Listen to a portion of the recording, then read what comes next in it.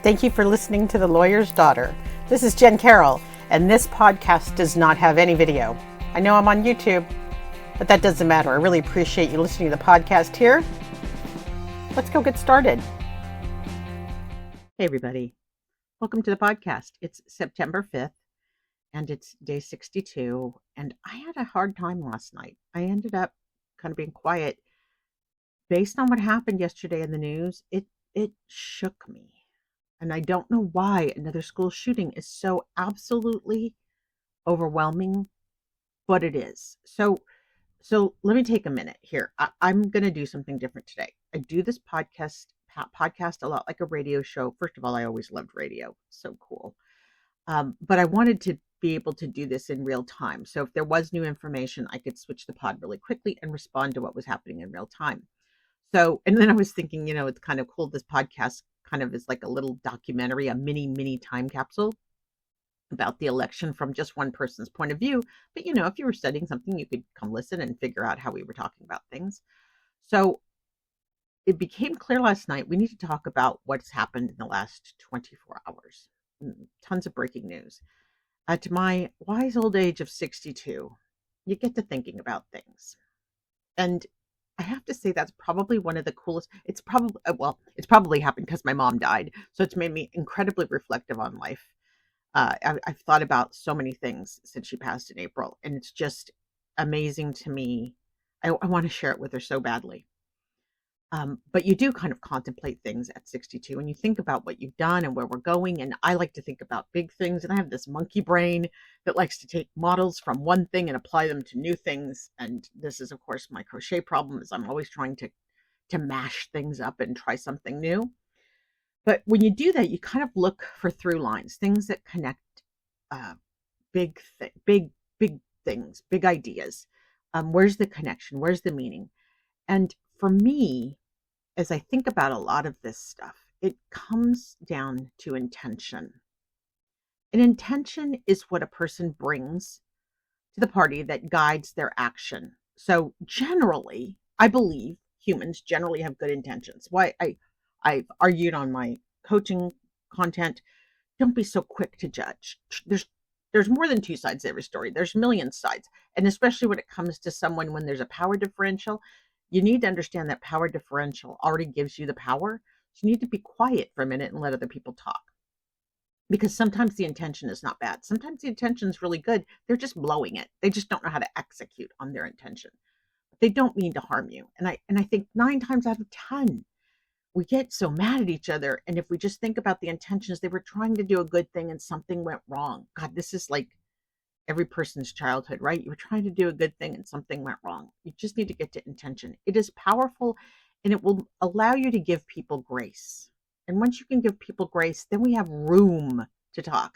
We have room to disagree. We have room for lots of things once you're giving people grace, because now you've settled down and you're quiet and you're paying attention. With that, that's how I chose to look at what's happened in the news in the last 24 hours. It's all about intention. And what I realized is that our collective consciousness has been traumatized and it's being gaslit. Collective consciousness refers to the shared beliefs, values, and attitudes, and acknowledges that that live within a society or group of people. So just think of it, it's kind of like what we all believe in and what we believe in together. It's a group of people. It's not everybody, but it's a collective conscience. It's a concept developed by a French sociologist, Emile Durkheim, to describe how a society's collective attitudes and understandings can shape individuals' thoughts and behaviors, right? So a church would have a collective consciousness, a club, an ethnic group might have a collective consciousness around values, that sort of thing. This collective consciousness is important because that's kind of how we all, I'm going to say something weird. It's kind of how we all vibrate together. It's kind of how our energies align, right? One of the things that was amazing at the Democratic Convention is the collective consciousness was so cool that it was all focused around not going back, going forward, creating opportunity, back to America being a visionary, back to America actually growing and changing and becoming more amazing. That was a collective consciousness moment that was fundamental. It's when I rebooted the podcast because I'm like, I can't not pretend that I'm not 100% signed up for preserving our democracy. So when I was thinking about the social glue that binds us together, this collective consciousness, I was thinking about this example. On April 20, 1999, I was 5 months pregnant. 1999, guys, go all the way back. This is like old century. I was working as a contractor and preparing for my daughter's arrival, and I was listening to KGO, a great radio station in the Bay Area. And that day that it was announced that two students, Eric Harris and Dylan Klebold, fired openly on their classmates and teachers. And of course, I ran to flip on the TV to see absolute chaos. It's so funny. A future friend, hadn't even met her yet, had just given birth the month before. And she'd later tell me that day she couldn't put her daughter Cassie down. She just couldn't. We met later at preschool, and we both went back to this day because it was so stunningly horrifying. Talk about collective consciousness. That's where we were. We were right there in that collective conscious, right there. Okay, so she was so scared, and we would learn that 13 people were killed and more than 20 were injured before the two boys took their own lives. Now, from a historical perspective, the Columbine High School massacre was one of the deadliest school shootings in U.S. history and marked a turning point. I'm laughing because, of course, it didn't. It just signaled that we were having a national conversation about gun violence. The tragedy shocked the nation and brought attention to issues like bullying, mental health, and the availability of firearms to young people. In the aftermath, schools across the country implemented stricter security measures because, it was all about putting those metal detectors in the doorways. That was going to solve it. And the public began to scrutinize the role of media, violent video games, and gun control laws. It's so interesting. Like, that's where we went. Like, what is happening here? It's got to be video games. It's just got to be. There's no research to prove that. But yeah, it was a gut-wrenching, heart-wrenching catastrophe, and it shone a light on an American failure. Now, let's really acknowledge that, because as a society, we failed. Kids don't go into schools and shoot up their classmates. There should be million interventions before it gets to that point. So we had this American failure, and we did nothing about it. Many of us suffered trauma from that shooting and continue to feel gaslit by GOP leaders who insist thoughts and prayers and a fortified heart in school is the only answer. That last night was oh my God, somebody tried to pick a fight with me, and he had 5 followers. I'm not picking a fight with somebody with 5 followers. But his issue was the school needs to be hardened. That's bullshit. Okay, so yesterday, of course, at Apalachee High School, we had the same tragedy, another American failure. And we should call them American failures because the countries that look at us point at us and say American failure. So it's only our own stupidity that we don't name what we're doing. We're failing. This 14-year-old Colt Gray tragically killed 4 people at the high school using an AR-style rifle. And there are few restrictions in Georgia when it comes to firearms. Georgia's laws, considered among the weakest in the country, allow minors to possess rifles and shotguns under certain conditions, although the state does not require background checks for private gun sales or enforce regulations on safely storing firearms. The kids' access to such a deadly weapon highlights these loopholes and raises serious concerns about how easily it was for a minor to get their hand on a gun. But what if I told you what happened yesterday was intended? What if guns, anger, hate, division, violence, political fecklessness, which means not having any political balls whatsoever and being useless, Republican thoughts and prayers, what if that was all intentional? Well, we found out yesterday that it is, and let me clarify. So there were 2 stories that broke yesterday. One was the horrific shooting, and the other was proof that Russia is absolutely effing with us. So let me show you how intention has led to the school shooting. And let me tell you, intention is effing with our country. The intention, if you're Putin, is I need to prove Russia is a consequential superpower. Remember, we're dealing with Putin's intentions now. He needs to prove Russia is a consequential, easy for me to say, consequential superpower. So let me tell you what I'm talking about. In 2014, Russia made a bold move to seize Crimea, a part of Ukraine that holds immense strategic and symbolic importance for Russia. This act of annexation was more than just a territorial grab. It was a calculated step in Putin's larger plan to undermine the expansion of Western democracy. You have to understand this is a chess game. This thing is huge and big. And Putin and his buddies want to undermine Western democracy. Why? Because we've been his enemy forever. This man is not about his citizens. He's not about anybody but himself and his buddies. That's his game. But he's also super powerful, right? So he wants to undermine the expansion of Western democracy. What a better way to do this than to go after NATO? Putin viewed NATO's growing influence in Eastern Europe, especially Ukraine's potential membership, as a direct threat to Russia's sphere of influence. That means he'd have a NATO country very close to him. By annexing Crimea, it allowed Russia to maintain its naval presence in the Black Sea and sent a clear message that Putin would resist the further spread of democratic ideals in former Soviet territories. Okay, so you got it, right? Big chessboard. This is 2014. This is a long time ago when Putin's like, F this, you know what? I'm done. I need to be in the Black Sea because I need to have that port. I need to take back Crimea because it belonged to us. It belonged to us. It belonged to us. How dare they want to be free? So he launched this attack on Crimea, and this was an a violation of international law. And of course, it sparked widespread condemnation and resulted in severe sanctions from the U.S. and the European Union. And that's what we hear in the news. We hear all the time, sanctions. I follow Stuart McFall. Very interesting. He's always talking about how these sanctions work, because sanctions are a little confusing to me when I think of how do they really, really work? But these sanctions are designed to hit the Russian economy hard, targeting energy, banking, and defense sectors. They cut off access to Western financial systems and technology, reducing Russia's ability to trade freely with global markets. That's right. You do something bad to someone else, you go F with Ukraine, we're going to limit your ability to function in the world as if you were a good citizen or a bad citizen. Now, that's 2014. Fast forward to 2022, and this is the midterm elections.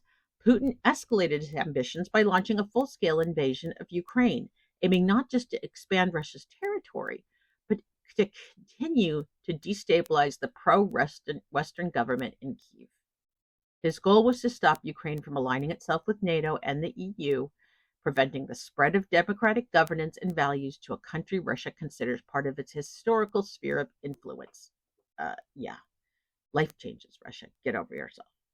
By destabilizing Ukraine, Putin sought to signal to other Eastern European countries that any movement towards democracy would be met with military force. So get it? He's the big bully on the block.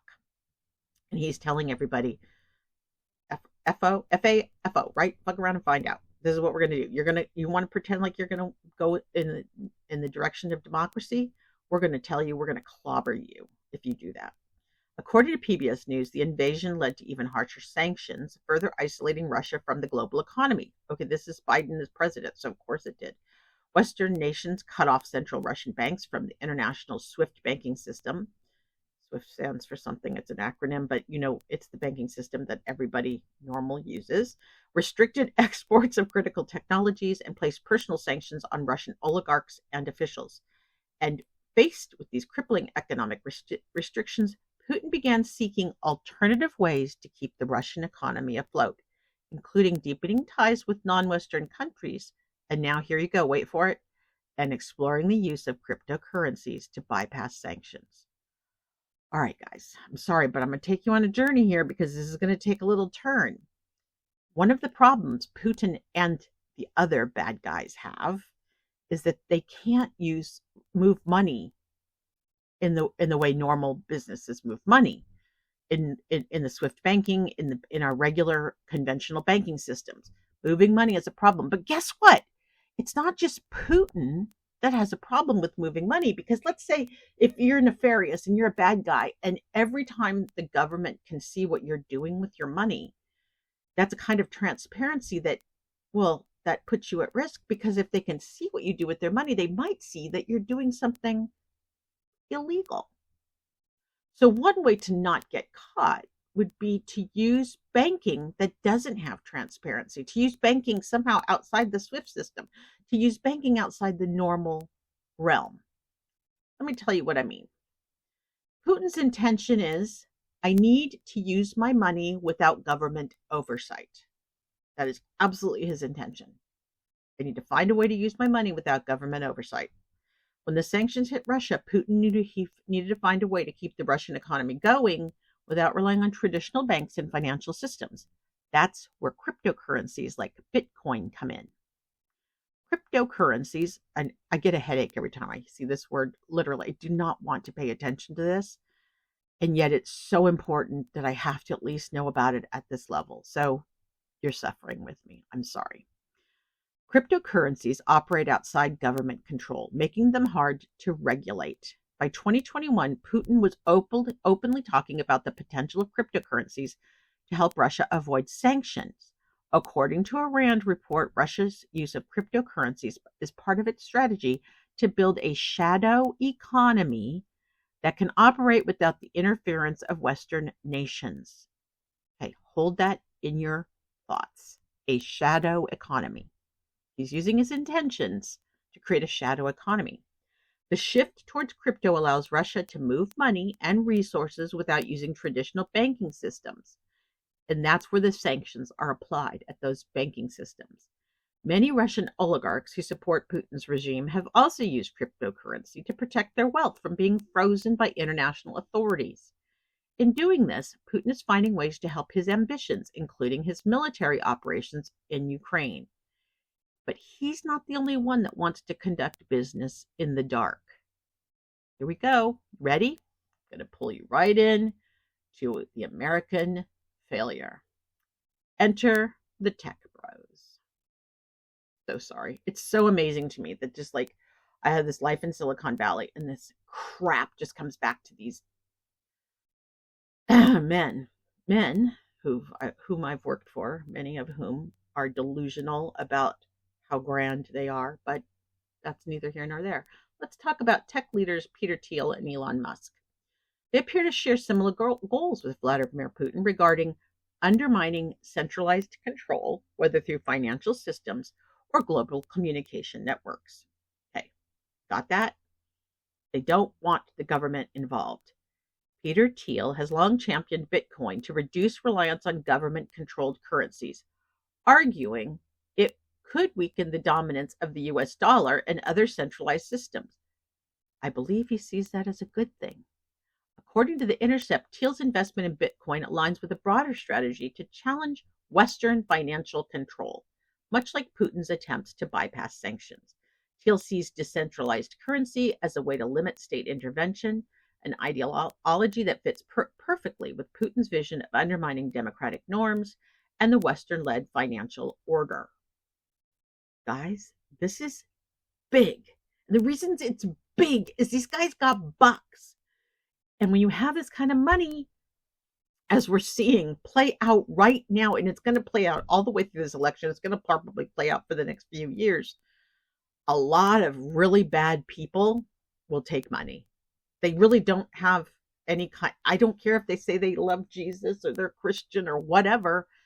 There's a lot of bad people out there willing to take the money. And it's going to shake out, because I believe it is far and wide. I could sit here in my double wide on a foundation and tell you I could have owned a bigger home, but why? I can't afford to heat it. I don't want to maintain it. I can barely afford to keep this claptrap clean. So it's interesting to me how money is always the thing. That's an American failure too, if you ask me. Okay, so meanwhile, sorry, let's keep going, because you know the other shoe that's going to drop. If you follow this at all, you know what's going to be next.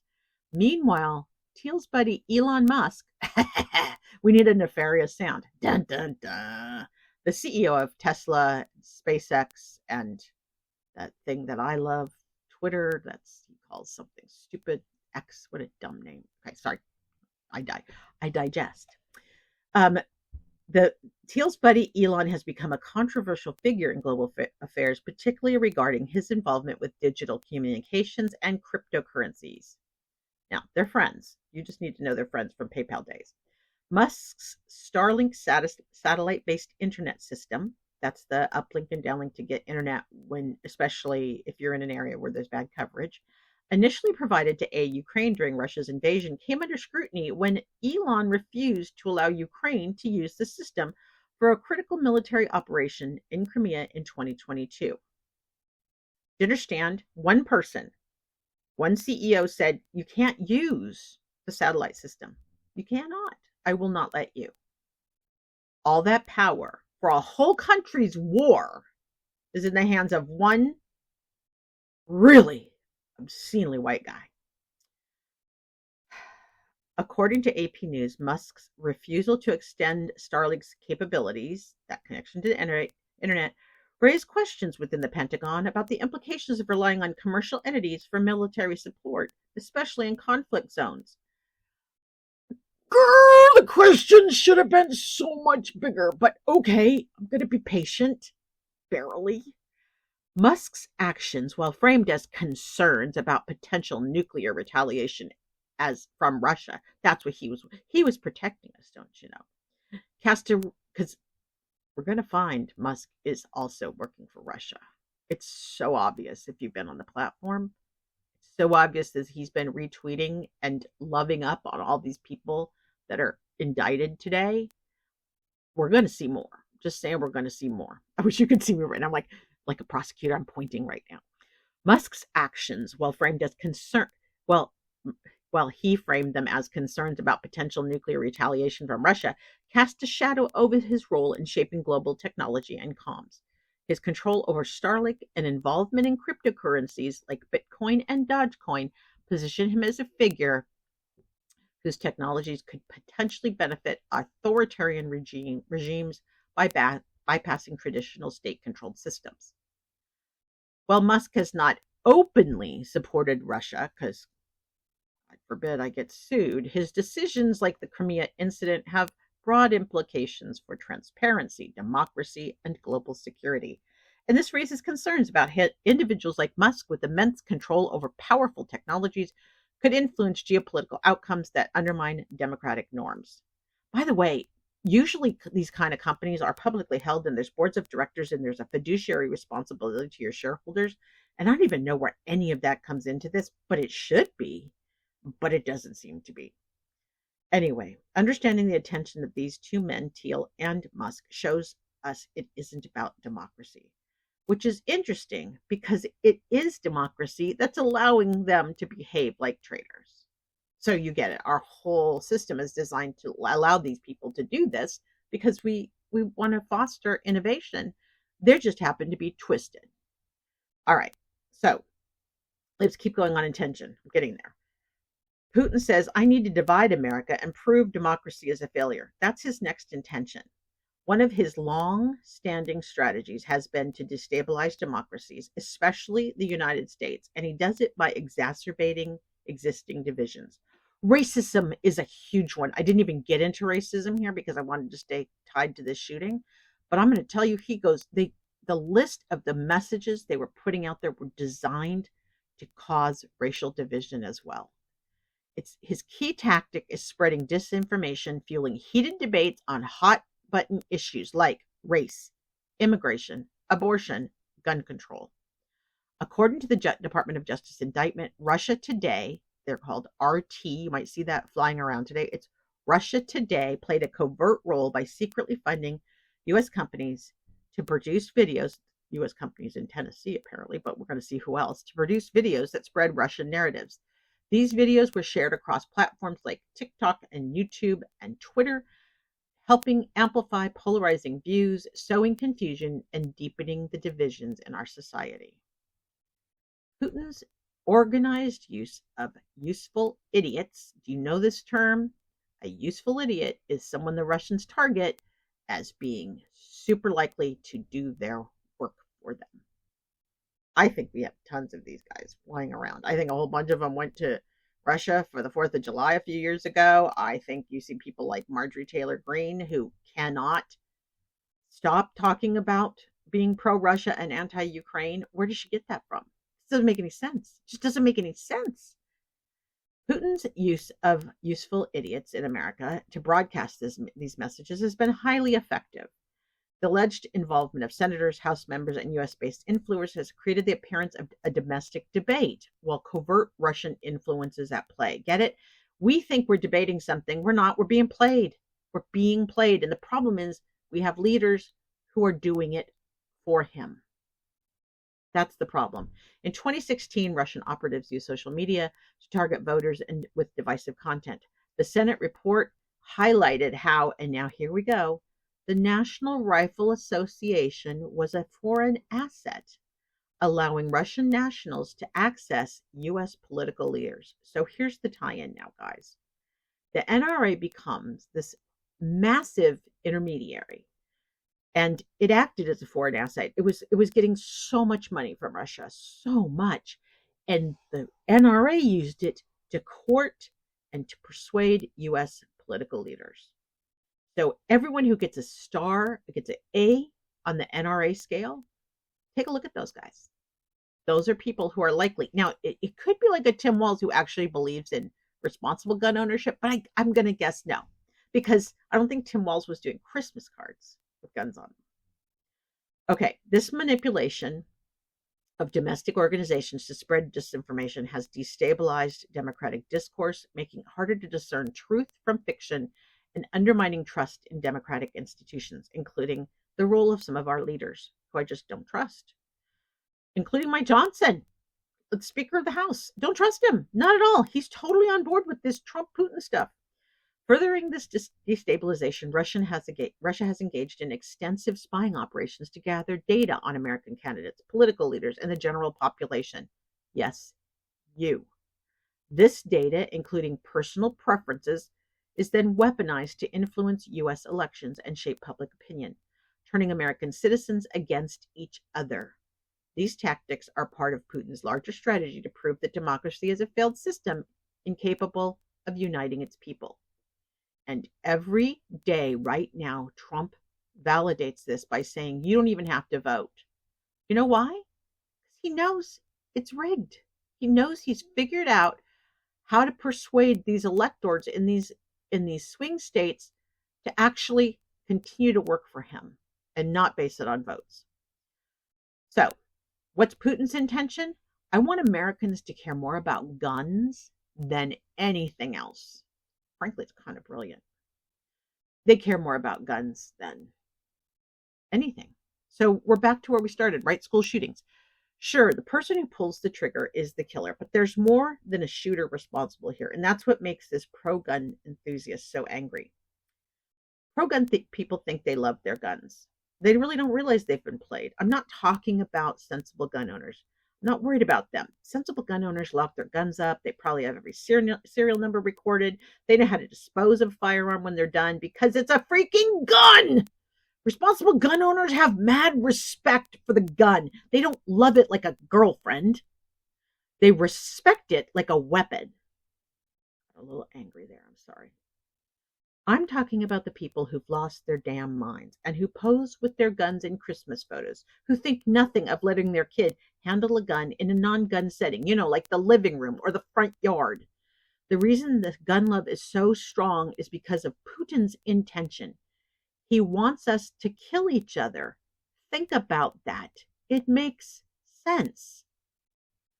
Putin has skillfully manipulated the American gun debate to deepen the cultural divide, which in turn weakens the country from within.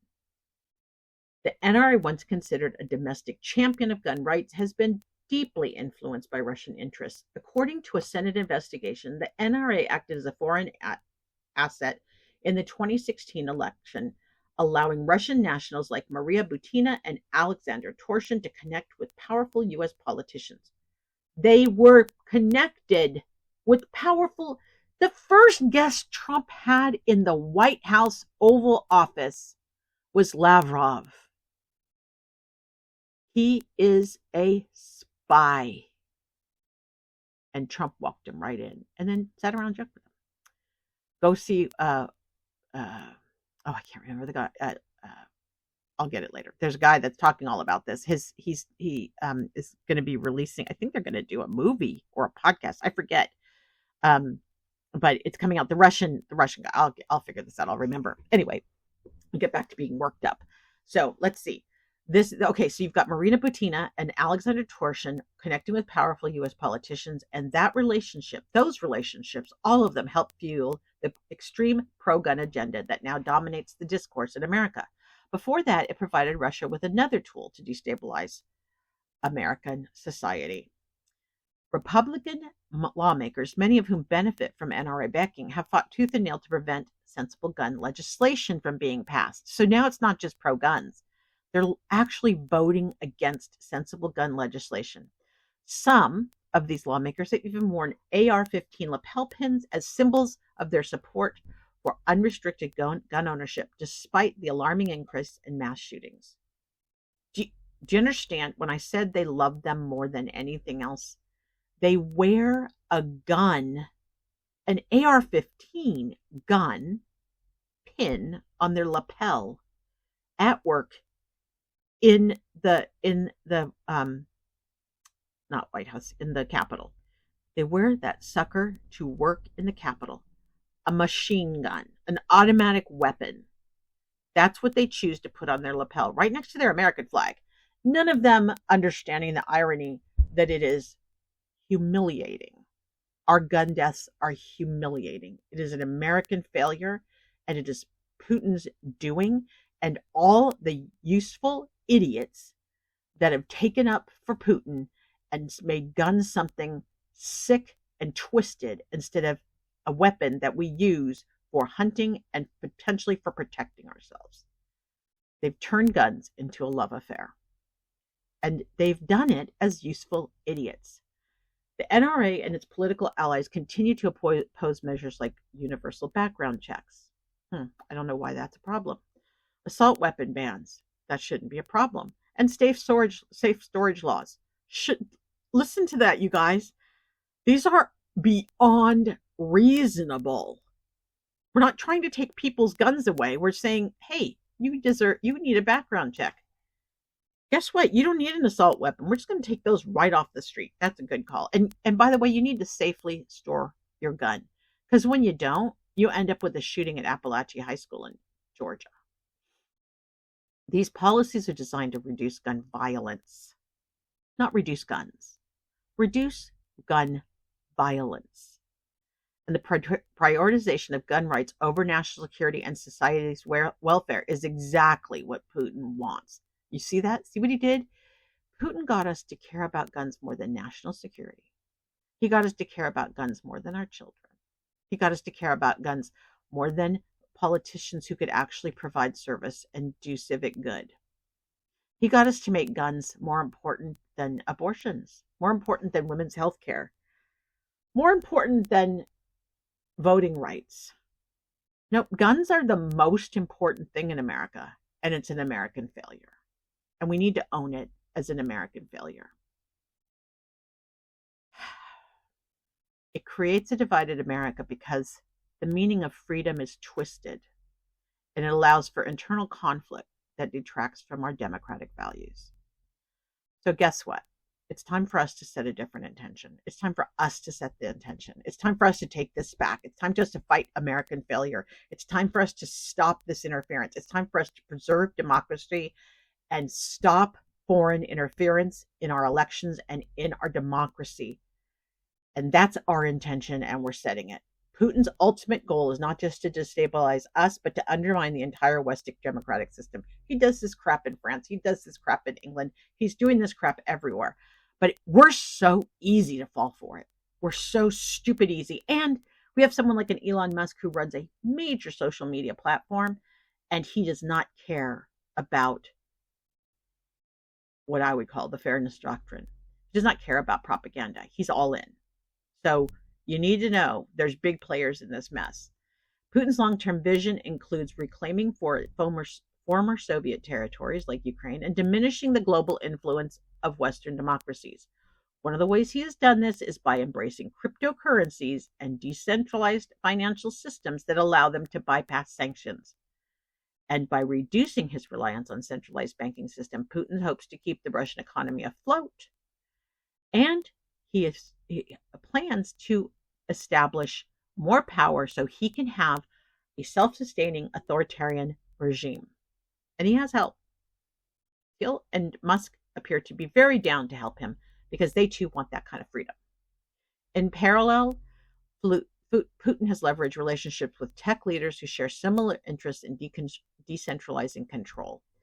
Thiel's vocal support of Bitcoin and Elon Musk's ventures into digital currencies and networks are examples of how technological advancements can serve authoritarian regimes by going around the traditional systems of accountability.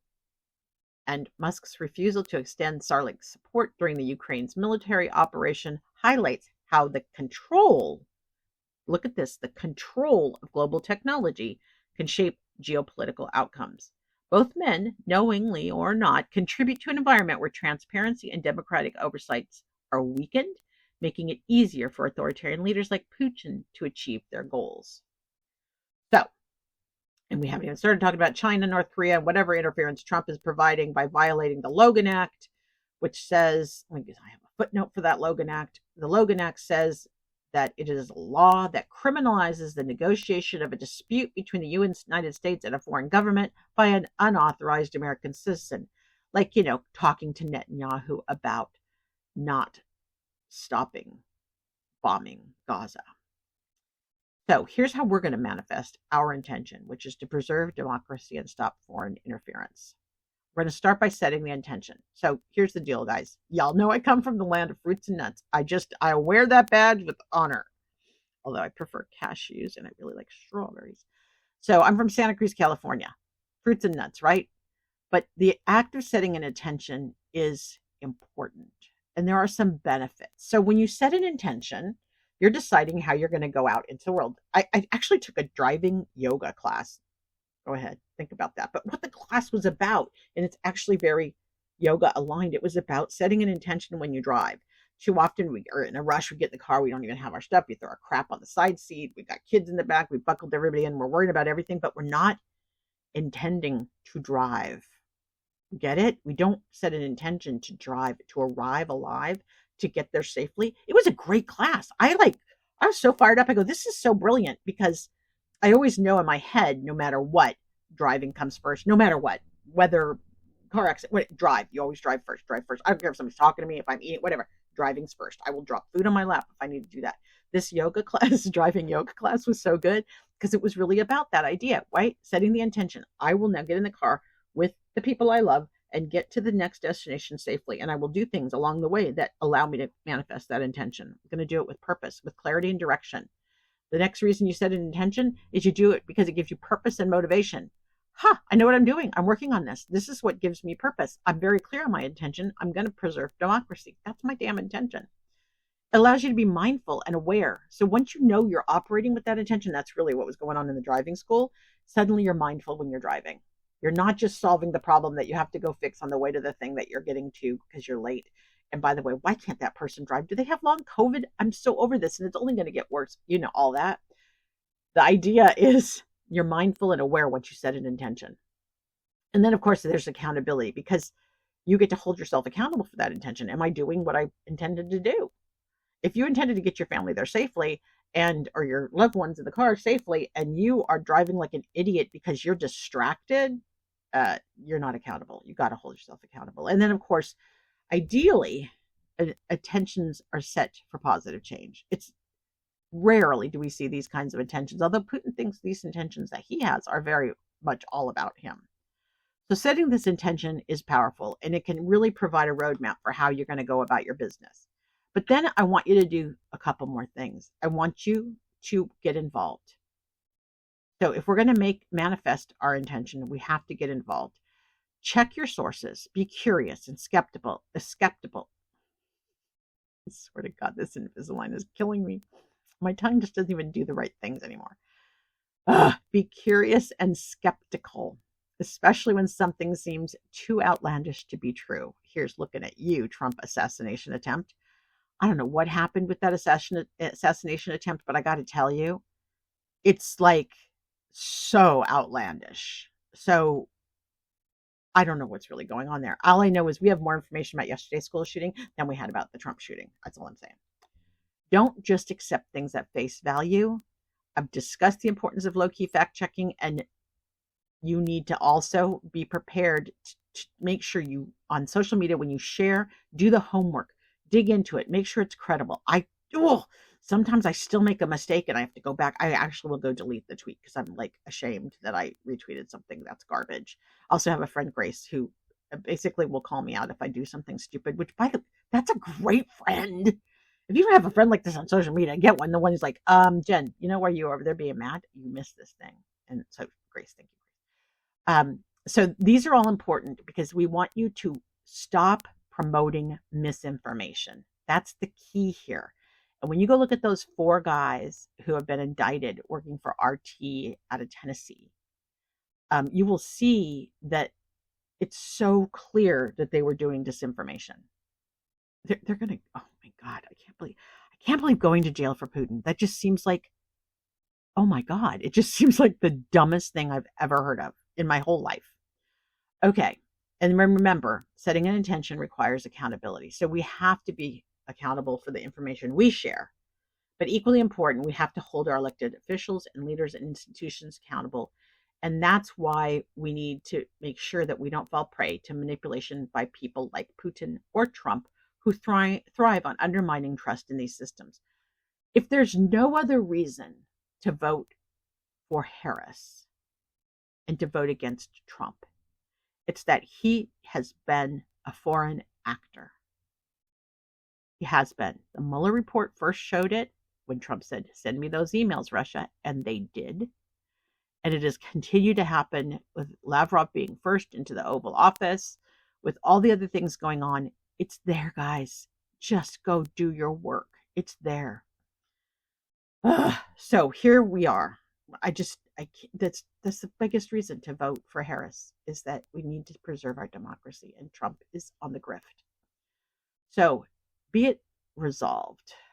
When we fight, we win. First, vote. Sounds simple, but voting in every election is one of our most powerful tools. If you have not checked your registration, get on it. In Santa Cruz, California, the last day to register is October 21st. Well, that's pretty late for us. That seems late before the election. That's like 3 weeks before the election. I bet it's not that, especially if you're in a swing state, you don't have any kind of time like that. We don't have screwed up elections in California. So ours is really straightforward with great dates. It all makes sense, very doable. Everything in California about elections is pretty straightforward. But if you're in a swing state, a state that's had any of this nonsense going on, any kind of Putin influenced behavior among your Republicans, please go verify you're on the voter rolls or re-register. Voting is key. Second, stay informed and engaged. Don't get tired. I'm a little tired. I'm on my 60. Let's see. What's the opposite of 62? It's, do the math, from 100. That's 48. No, 38th podcast. That's a lot of podcasts. That's a lot of work. So I get it. It's easy to get tired, but don't. Write letters, emails, make calls, attend town halls. You need to stay on top of our leaders, and you need to let them know you're watching and you care about what they're doing. Have you ever written a letter to one of your legislators?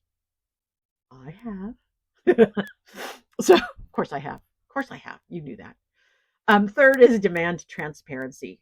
I say this all the time. This is my favorite statement. Follow the money. Whenever somebody has a problem with anything, first I go to follow the money, because until you can find out who gives a shit, and that's usually tied to the money, you can't really go fight City Hall. So you got to follow the money. Know where campaign donations are coming from, where policies are being influenced. This is that whole Citizens United thing.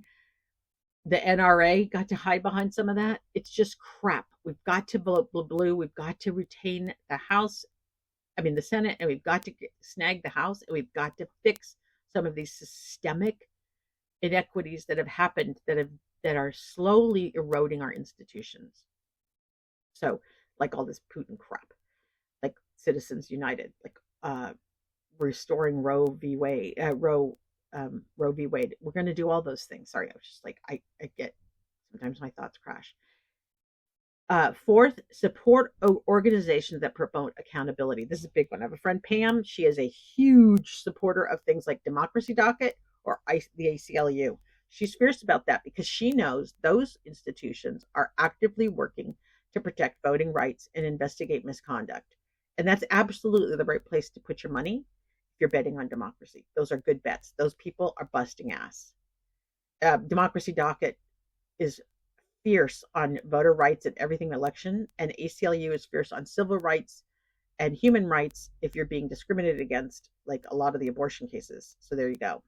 These are organizations that promote accountability. And then finally, hold institutions accountable by supporting reforms. This is, of course, what the Harris campaign is running on. They want to reform a lot of these things to make them work the way they're supposed to work. I give my money to groups supporting sensible gun laws. March for Your Lives. That was the Mother's Demand. I think it was one of them. I do that because that matters to me. And then I buy their merch and I wear it because I'm annoying like that. I like wearing merch with messages that I think people should come up and talk to me about. I like having those conversations. So I'm a person who's got no problem being branded. You need to choose what works for you, whether it's advocating for changes in campaign finance laws, pushing for stricter regulations on lobbying, fighting for greater oversight, and other public services. Reforms can help create a system that can't be easily exploited. And you can also act locally and support causes that support American norms. Like I give money to Second Harvest Food Bank. Oh, my friend, the woman I talked about with baby Cassie, she's on the board there. And the Second Harvest Food Bank in our community can leverage $1 into something like $3 or $4 worth of food. That's great. And I do that because I don't think my neighbors should be hungry. That's one of my values. So you choose what your values are and act accordingly. Holding institutions and leaders accountable isn't a passive act. That's the key here. It's something we have to do by participating, speaking up, and refusing to let complacency take root. By doing this, we're strengthening our democracy and building a future where foreign actors like Putin or domestic ones like Trump can't destabilize what we're working to protect. And maybe, just maybe, we can send our kids to school without worrying if they're going to make it home. Hope you all are well. From my heart to yours, go out and make it a great day. We'll be back with issues tomorrow. Thank you for listening to today's podcast. Make sure you subscribe and rate, and I'll be back with another episode really soon.